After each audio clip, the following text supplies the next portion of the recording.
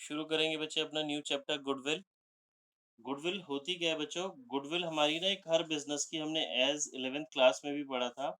Goodwill हर business की एक बहुत बहुत इंपॉर्टेंट एसेट होती है। ठीक है। गुडविल टेंजिबल एसेट्स होती है बच्चे, इनटेंजिबल एसेट्स होती है, इनटेंजिबल एसेट्स। इंटेंजिबल। हाँ जी, very good. Goodwill intangible assets होती है और बहुत इंपॉर्टेंट एसेट्स होती है। ड्यू टू गुडविल कंपनी के प्रोडक्ट के प्राइसेस थोड़े ज्यादा होते हैं, प्रॉफिट मार्जिन ज्यादा होता है, कंपनी की ब्रांड इमेज होती है गुडविल। ठीक है ना? अब गुडविल की बच्चे हमें ना एग्जाम में डेफिनेशन भी पूछ लेते हैं, तो हम डेफिनेशन में तो ये सब नहीं लिख सकते। तो डेफिनेशन में हम लिखेंगे बच्चे गुडविल की, goodwill is nothing,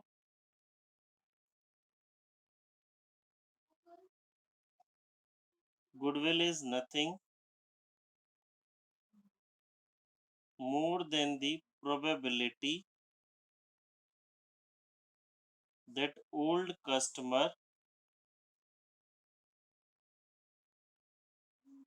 customers will resort to the old place. Goodwill is nothing more than the probability that old customer will resort to the old place.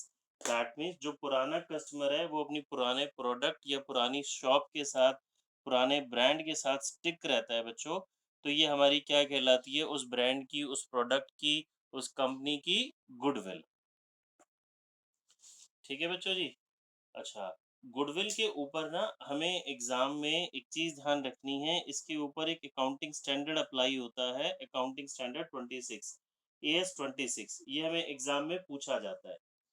ये हमें बताता है कि जी गुडविल जो होती है ना हमारी एक इनटेंजिबल एसेट्स होती है। मैं आपको इसके नोट्स की पिक भेज दूंगा मेरी बुक में, जहाँ पे मैंने सारे फॉर्मूलेज और ये सारी थ्योरी लिखी हुई है, वो भी मैं आपको सेंड कर दूंगा। ठीक है। तो ये AS 26 क्या कहता है कि बच्चे गुडविल ना हमारी दो तरह की होती है। एक हो गई हमारी सेल्फ जनरेटेड गुडविल,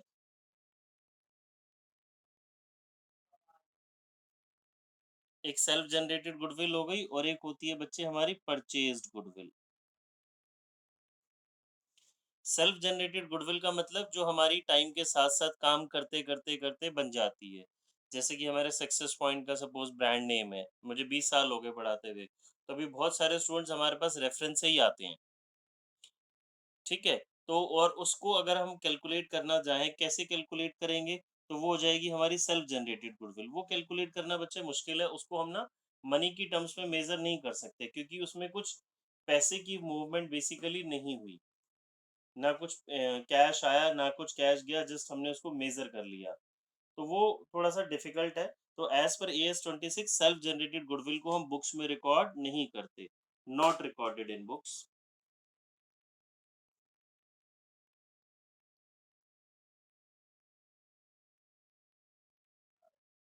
इस गुडविल को हम बुक्स में रिकॉर्ड नहीं करते।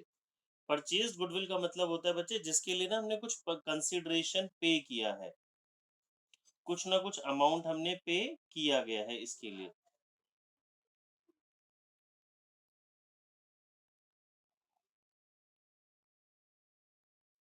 सम consideration is paid for it. For example, मैंने मिस्टर एक्स का बिजनेस परचेज किया, मैं मिस्टर एक्स का बिजनेस परचेज करता हूँ, उसके बिजनेस की वर्थ हमने कैलकुलेट कीजिए जो कि 10 लाख रुपीज आती है, but he is demanding 12 lakh rupees. तो वो जो 2 लाख रुपए एक्स्ट्रा हमसे डिमांड कर रहा है और we are ready to pay, तो ये बचे उस बिजनेस की क्या हो जाएगी? गुडविल। अभी जो 2 लाख रुपीज हम एक्स्ट्रा पे करेंगे मिस्टर एक्स को, ये किसके लिए पे करेंगे? गुडविल के लिए। ठीक है बच्चे, ये हो जाएगी हमारी गुडविल, परचेज्ड गुडविल। इसको हम बुक्स के अंदर रिकॉर्ड करते हैं। ये आपने अकाउंटिंग स्टैंडर्ड याद रखना है बच्चे, बहुत बहुत इंपॉर्टेंट होता है। ठीक है। अब आ जाते हैं जी आगे हम गुडविल के प्रैक्टिकल पे। थ्योरी और भी है बच्चे इसमें हमारे पास, अब जब बुक में देखेंगे तो एक टॉपिक है factors affecting goodwill.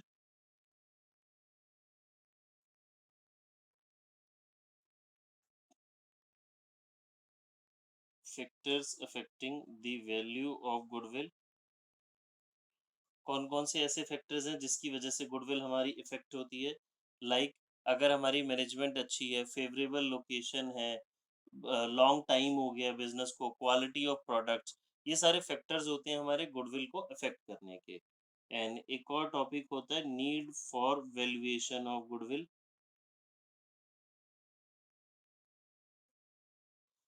Need for valuation of goodwill, goodwill को हम कब वैल्यू करते हैं?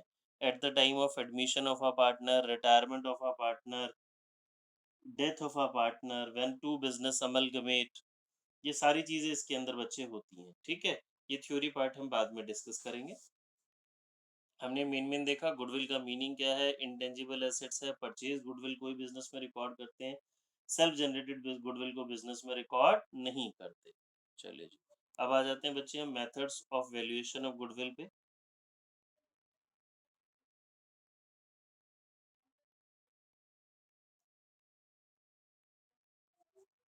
गुडविल को वैल्यू करने के, कैलकुलेट करने के कौन कौन से मेथड हैं?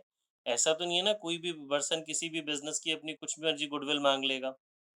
सपोज जी जैसे मैंने बोला ये मैं मिस्टर एक्स का बिजनेस परचेज कर रहा हूँ और ये 10 लाख की इसकी वर्थ है, 12 लाख डिमांड कर रहा है, क्या है 50 लाख भी डिमांड कर सकता है? ऐसे तो करता रहेगा कि जी मेरे बिजनेस की 40 लाख रुपीज गुडविल है, nobody will going to पे।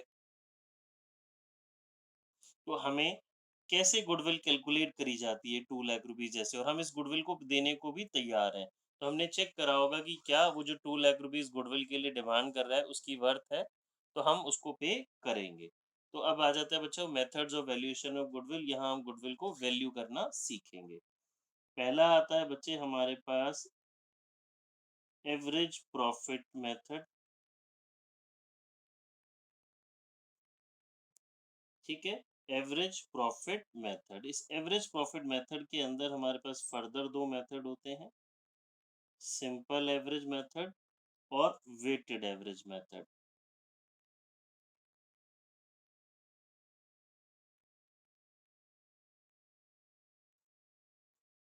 दूसरा हम वन बाय वन सारे पढ़ेंगे, super profit method, in third one is capitalisation.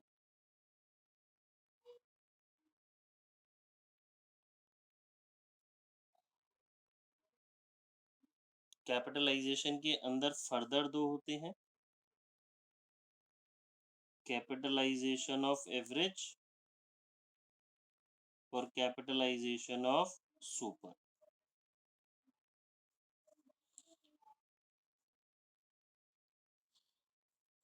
Capitalisation of average and capitalisation of super method. ठीक है, चलिए बच्चे हम यहाँ से शुरू करेंगे पहले एवरेज प्रॉफिट मेथड से। बहुत ही सिंपल सा मेथड है, कुछ नहीं करना, स्ट्रेट फॉरवर्ड क्वेश्चंस आपसे सॉल्व हो जाएंगे। जस्ट एवरेज फॉलो करनी है हमें, जो कि हम बचपन से सीखते आ रहे हैं।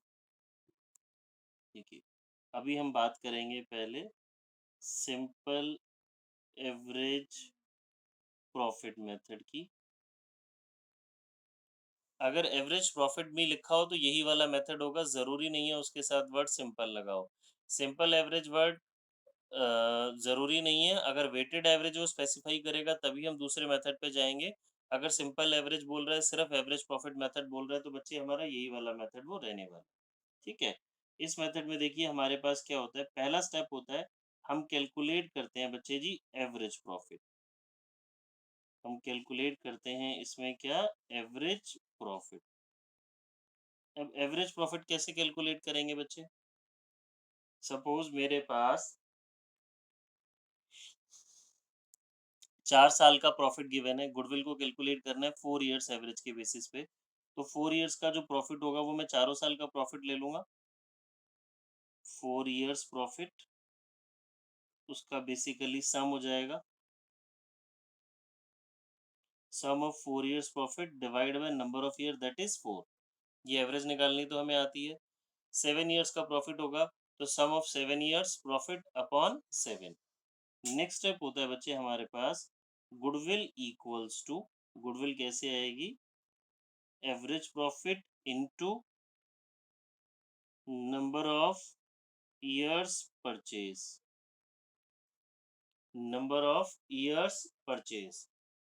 नंबर ऑफ ईयर्स परचेज का क्या मतलब होता है बच्चे, इसका मतलब होता है जो पर्सन गुडविल खरीद रहा है, जो बेसिकली बिज़नेस खरीद रहा है, जो गुडविल पे कर रहा है, वो मान के ये अज़्यूम करके चलता है कि आने वाले सालों में, फ्यूचर में हमें उतना सेम अमाउंट ऑफ प्रॉफ़िट मिलता रहेगा, जो उस बिज़नेस का ओल्ड ओनर कमा रहा था। या उसकी गुडविल की वजह से, उसकी एफर्ट्स की वजह से जो प्रॉफ़िट वो अर्न कर रहा था for the next few years उतना अमाउंट ऑफ प्रॉफिट हमें मिलता रहेगा। ठीक है? देखिए अगर मैं इसको एग्ज़ैक्टली डिफाइन करूँ तो number of years purchase means the number of years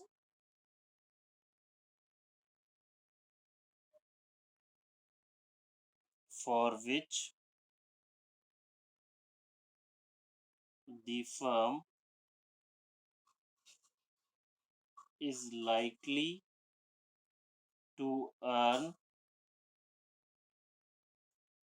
same amount of profit after change of ownership because of the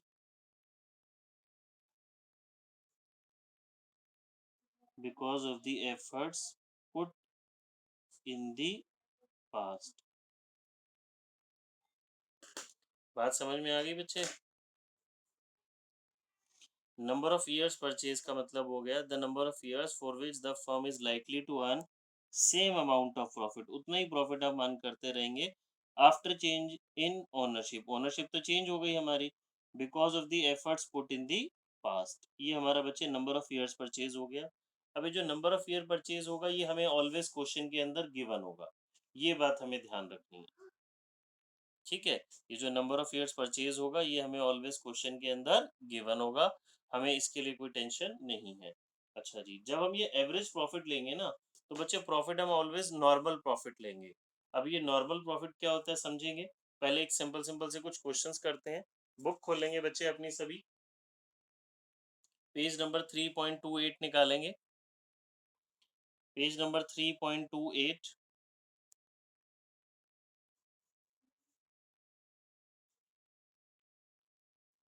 मिल गया बच्चे सभी को, सबने निकाल लिया? Yes, sir. ठीक है, देखिए जी शुरू करते हैं। Goodwill is valued at 3 years purchase, मैंने बोला था नंबर ऑफ ईयर परचेज आपको ऑलवेज गिवन होगा।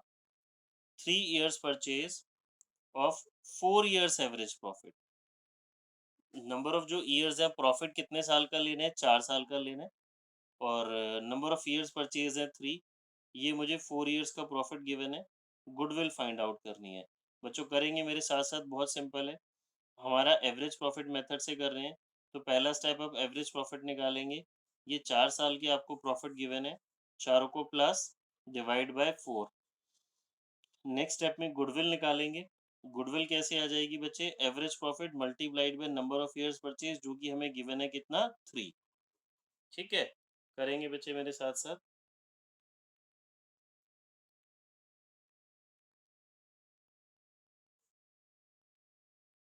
फर्स्ट स्टेप आप निकाल रहे हैं एवरेज प्रॉफिट।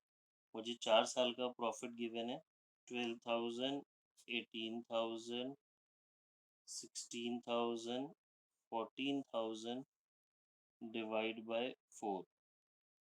ठीक है, ये आ जाएगा आई थिंक 15,000। हाँ, 15,000।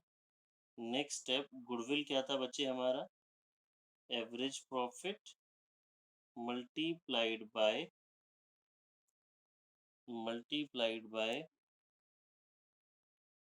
Number of years purchase. हो गया, very good. Number of year purchase 3, ये आ जाएगा गुडविल। बच्चे याद रखेंगे ये जो गुडविल आया ना इसे बोला जाता है goodwill of the firm.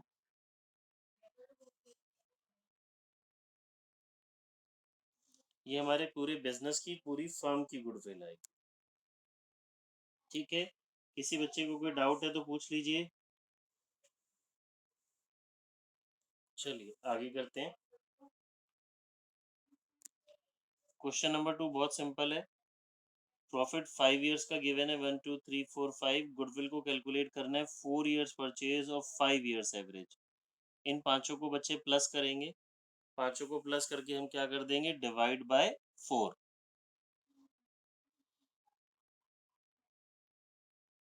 Sir 5 से नहीं करेंगे डिवाइड? नहीं, डिवाइड तो 5 से करेंगे। गलत उल्टा बोल के क्या मैं कुछ?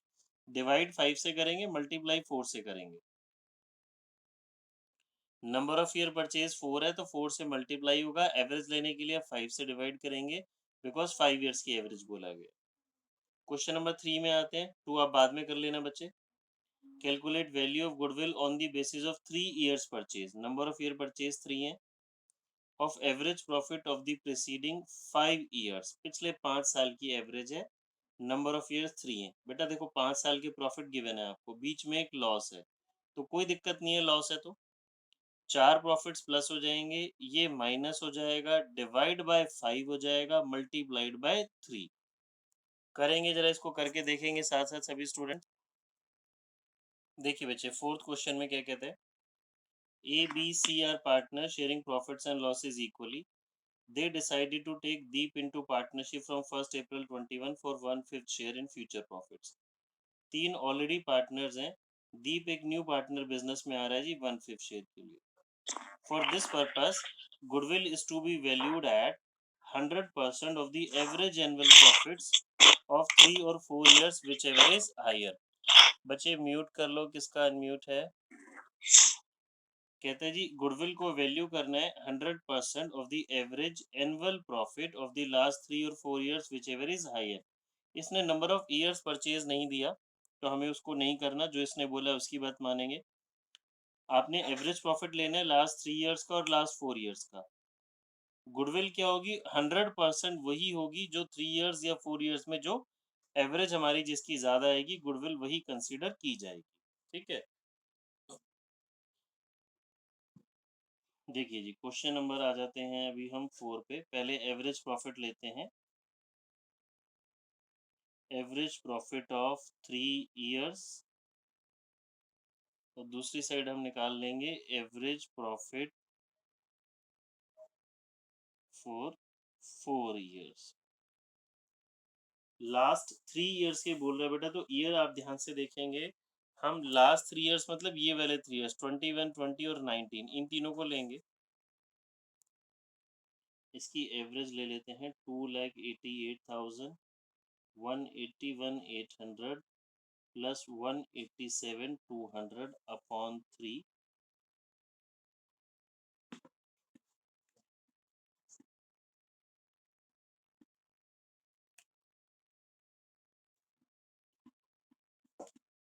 इसकी एवरेज आ रही है बच्चे मेरे पास 2,19,000। अब 4 इयर्स की एवरेज लेंगे।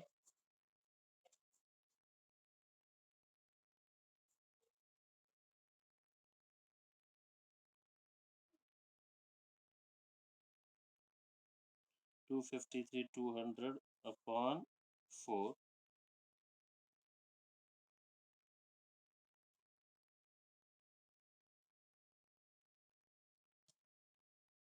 ये आ रही है बच्चे 2,27,550।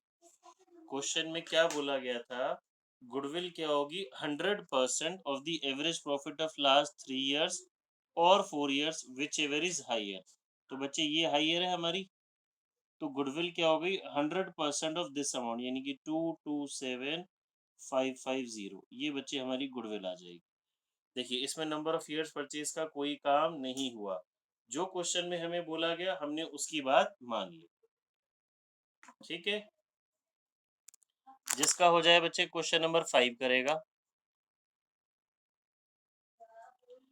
Calculate the value of firms goodwill on the basis of 1.5 years purchase. 1.5 year purchase बोल रहे हैं बच्चे of average profit of last 3 years. Average profit लेनी है हमें लास्ट 3 इयर्स का।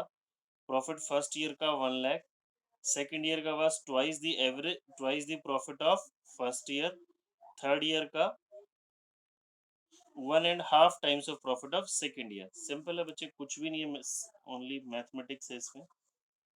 देखिए जी, फर्स्ट ईयर का प्रॉफिट मुझे क्या बोला गया, कितना लेना है, 1 लाख। सेकंड ईयर का प्रॉफिट कह रहा है जी twice the profit of this, इसका ट्वाइस हो गया। And third, what about third year? Third year के प्रॉफिट के लिए हमें क्या बताया जा रहा है बच्चे? थर्ड ईयर का जो प्रॉफिट होगा हमारा was 1.5 times the profit of second years. Second year के प्रॉफिट का 1.5 टाइम्स, यानी कि ये हो गया बच्चे मेरा 3 लाख। तो 1 ईयर 1 लाख, 2 लाख, 3 लाख, तो 3 मेरे प्रॉफिट हो गए बच्चे। तो जब आप एवरेज प्रॉफिट कैलकुलेट करेंगे, तीनों को प्लस डिवाइड बाय 3,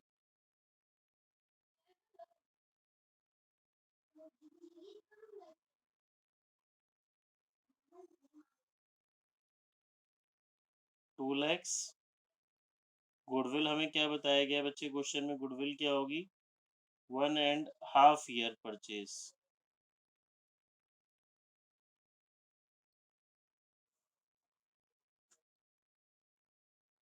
ठीक है, चलिए आगे आते हैं। क्वेश्चन नंबर 6 बच्चे आप कर पाएंगे, देखिए। Purav and Purvi are partners in a firm sharing profits and losses in the ratio of 2:1. They decided to take Purv into partnership for 1/4 share on 1st April 21.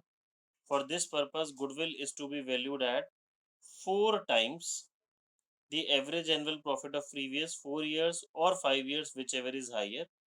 Profit बचे मुझे given है। Same question अभी हमने ऊपर ये वाला किया था, ऐसा हाँ जी फोर्थ था, या नंबर ऑफ ईयर्स परचेज नहीं था, या नंबर ऑफ ईयर्स भी है। अब एवरेज प्रॉफिट लेंगे, एक बारी लेंगे लास्ट 4 ईयर्स की, एक बारी लेंगे लास्ट 5 ईयर्स की, और मल्टीप्लाई बाय दैट बाय 4। 4 से मल्टीप्लाई हो जाएगा वो हमारा, तो बच्चे हमारे पास क्या आ जाएगी? गुडविल। ठीक है, आगे प्रोसीड करते हैं। अब बच्चे हमारे पास आ जाती हैं इसके अंदर ना कुछ एडजस्टमेंट्स। वो एडजस्टमेंट्स क्या होती हैं वो हमें समझना है बच्चे। देखिए, गुडविल को कैलकुलेट करते हैं हम with the help of normal profits. याद रखेंगे, जब कभी भी आप गुडविल कैलकुलेट करेंगे तो आप ऑलवेज बिजनेस के नॉर्मल प्रॉफिट्स को कंसीडर करेंगे। नॉर्मल प्रॉफिट्स को बच्चे हम एक और नाम भी बोल सकते हैं, एफएमपी। हो सकता है आपके पास एग्जाम में कभी बुक में कहीं ये लिखा हुआ मिल जाए, तो आपको कंफ्यूज नहीं होना। एफएमपी का मतलब फ्यूचर मेंटेनेबल प्रॉफिट्स। वो प्रॉफिट जो फ्यूचर फ्यूचर में मेंटेन रहने वाले हैं, हमारे फ्यूचर में भी सेम रहने वाले। इसका क्या मतलब है बच्चे? हमें सपोज क्वेश्चन के अंदर गिवन है, मुझे 2019 में प्रॉफिट हुआ जी 5 लाख रुपीस, और इसके अंदर इंक्लूड है इसके अंदर इंक्लूड है 3 लाख रुपीस का लॉटरी गेन। फिर हमें कहता है 2020 के अंदर मुझे प्रॉफिट गिवन है जी 1 lakh rupees, including loss by fire of rupees 50,000। बच्चों मेरी बात समझेंगे, मुझे 5 लाख रुपीस का प्रॉफिट हुआ 2019 में, इसमें 3 लाख रुपीस का लॉटरी गेन इंक्लूड था। क्या ये जो लॉटरी गेन है ये रूटीन नेचर का गेन है? बिल्कुल नहीं। क्या ये बार बार होता है, एवरी ईयर होता है, रिकरिंग होता है? बिल्कुल नहीं। तो मेरा 2009 का नॉर्मल प्रॉफिट या एफएमपी, फ्यूचर मेंटेनेबल प्रॉफिट, जो फ्यूचर में मेंटेन रह सकता है, वो कितना होगा बच्चे?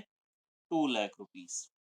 तो दैट मीन्स हमने क्या किया, अगर मेरे प्रॉफिट के अंदर कोई एबनॉर्मल गेन इंक्लूड था, ये एबनॉर्मल गेन है बच्चे, ये रूटीन नेचर का प्रॉफिट नहीं है, तो इस एबनॉर्मल गेन को आप क्या कर देंगे? सब्ट्रैक्ट। 2020 पे आते हैं। 1 लाख के अंदर 50,000 का लॉस बाय फायर था, मतलब जब हमने प्रॉफिट एंड लॉस अकाउंट बनाया होगा तो हमने 50,000 डेबिट किया होगा लॉस बाय फायर। क्या loss by fire routine nature में होती है? हर साल गोडाउन गोडाउन में आग लगती है, बार बार होता है? नहीं जी, ये नॉन रिकरिंग नेचर का लॉस है। तो अगर ये लॉस नहीं हुआ होता तो मेरा प्रॉफिट कितना होता? 1,50,000। तो दैट मीन्स हमने क्या चीज सीखी, अगर मेरे प्रॉफिट के अंदर कोई एबनॉर्मल लॉस इंक्लूड है तो उसको हम ऐड बैक कर देते हैं, प्लस कर देते हैं। तो वाइल कैलकुलेटिंग गुडविल मुझे ये वाले प्रॉफिट्स यूज़ करने हैं, ना कि ये वाले प्रॉफिट्स यूज़ करने हैं। बात समझ में आ गई? ये प्रॉफिट्स को मैंने कन्वर्ट किया, इनमें जो एडजस्टमेंट्स थी, एडजस्टमेंट की, एब्नॉर्मल गेन को सब्ट्रैक्ट किया, एब्नॉर्मल लॉस को प्लस किया, तो ये मेरे सही वाले प्रॉफिट्स आ गए। ठीक है बच्चे? सर